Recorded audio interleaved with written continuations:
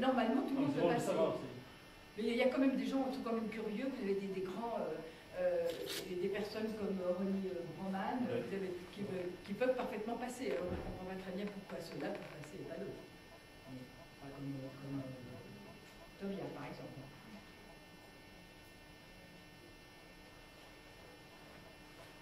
Sur le sujet de ce soir, des commentaires et vas-y. Juste un point par rapport à votre présentation.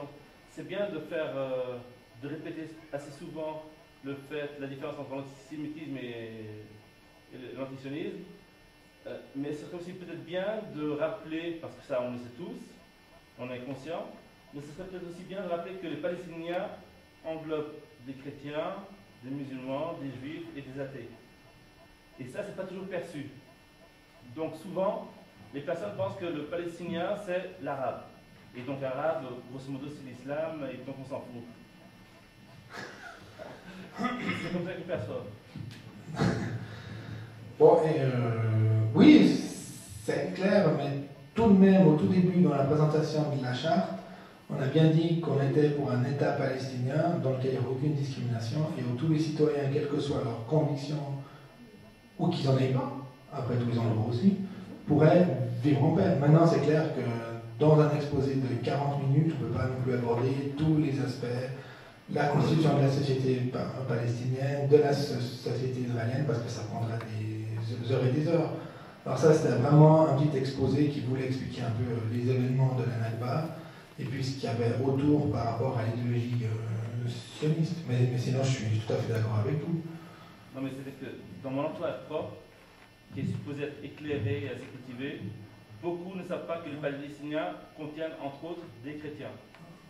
Donc, voilà. Oui.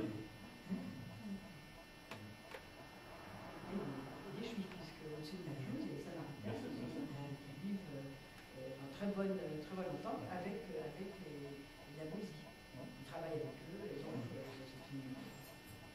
c'est un groupe de juifs de 800, Excusez-moi pour ça. Voilà, j'ai une question. Pourquoi on ne parle jamais, très franchement, que l'Israël est finalement une force occupatrice? Pourquoi on ne parle jamais de ça et on parle toujours d'Israël et Palestine comme étant deux peuples vivant côte à côte? Et en fait c'est comme une situation comme on a vu dans les pays balkaniques où deux peuples qui ont toujours vécu ensemble et un jour décident de s'entretuer. Bon, on ne parle pas plus clairement d'une force occupatrice d'un côté venant d'ailleurs et qui est venue occuper la terre des autochtones.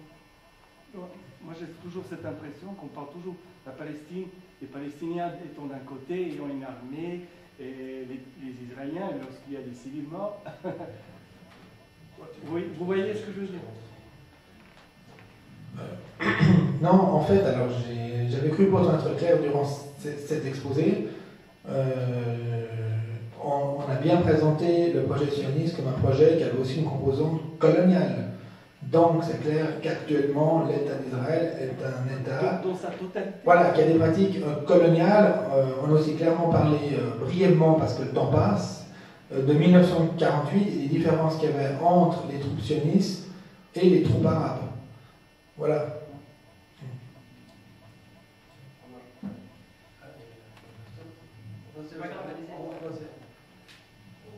Exposer un peu, disons, expliquer le passé, disons, la construction un peu machiavélique de ce qui s'est passé, où des courants différents de sionistes se sont heurtés les uns les autres.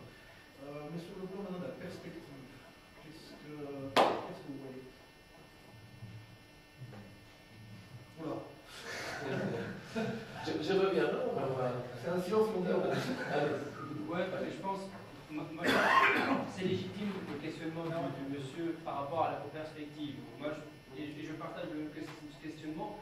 Par contre, je refuse de parler au nom du peuple palestinien pour lui dire voilà la solution, voilà ce que vous devez choisir, ce que vous devez élire, ou ce que vous devez avoir comme solution. Je pense, par contre, pour rejoindre un peu ce qu'il disait monsieur par rapport, mais quand même, l'État d'Israël, c'est un État foncièrement colonial, c'est pas une simple entité comme ça qui est venue. Et je pense que tous ceux et celles maintenant aujourd'hui qui parlent de deux États, qui peuvent vivre ensemble.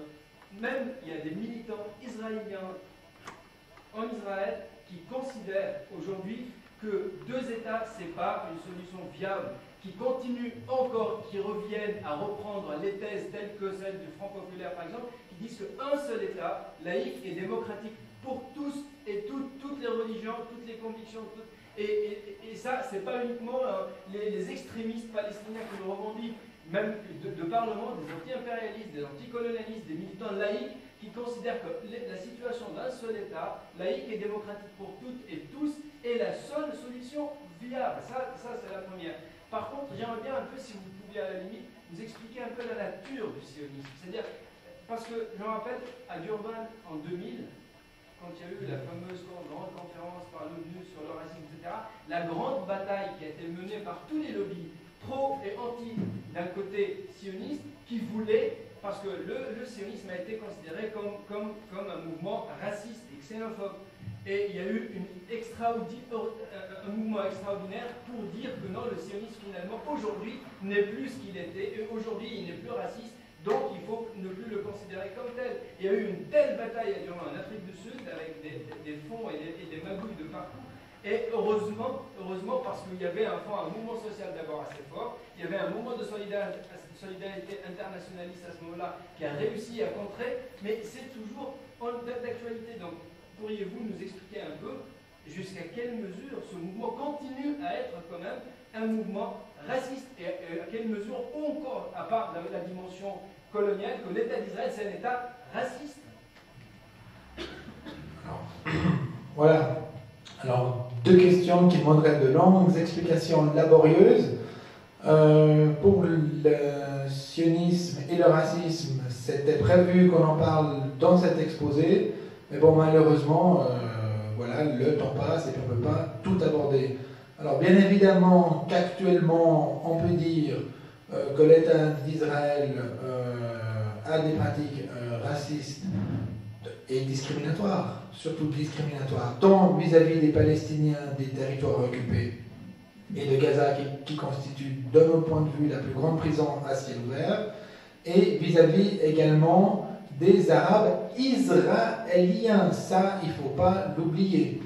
Donc pour nous, évidemment, c'est clair que là, il y a des discriminations qui est inadmissible, mais je pense, comme je l'avais plus ou moins expliqué au début de mon exposé, sans projet colonial et expulsion, il ne peut y avoir un État sioniste, c'est-à-dire un État à majorité juive en Palestine. Donc je peux poursuivre ce raisonnement plus loin. Son comportement discriminatoire pour faire partir ces Arabes, il ne pourra aboutir à un territoire ethniquement pur. Voilà, alors il y a toutes sortes de discriminations qui frappent les Arabes israéliens, au niveau de l'accès aux soins, au niveau des accès à l'école, au niveau des budgets qui leur sont alloués, au niveau du pourcentage de parlementaires qu'ils ont en Palestine. Il y a également une pratique honteuse qui consiste à empêcher les citoyens arabes israéliens de vivre avec leur conjoint ou leur conjoint si ce ou cette dernière est issue des territoires occupés. Dans les territoires occupés, comme vous le savez tous, il y a une répression unique qui s'abat sur les Palestiniens. Il y a actuellement 10 000 prisonniers, dont 400 enfants qui sont actuellement emprisonnés. Le recours à la torture est généralisé. La Cour suprême a admis ce recours à la torture.